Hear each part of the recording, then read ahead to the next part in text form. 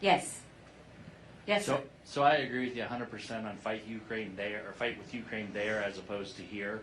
But when I listen to the Speaker of the House and the other Republicans and Democrats, they're not on board with that. How are you going to convince the House of Representatives to say that, yes, fighting in Ukraine and fighting in Israel saves us from fighting here?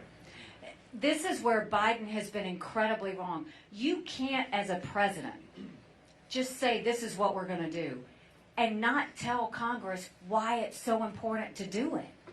Think about it. It's not just Congress he's not telling. He hasn't told the American people why we should care about Ukraine, why we should care about Israel. You know, when I was governor, if we had a hurricane that was coming, and we dealt with them a lot, I would go on TV twice a day and give South Carolinians everything I knew so that they could make the best decisions for their families. I always over-communicated as a governor. A president needs to over-communicate. You have to constantly tell the American people what you're doing, why you're doing it, and get them invested in it. You can't just go and say, this is what I want.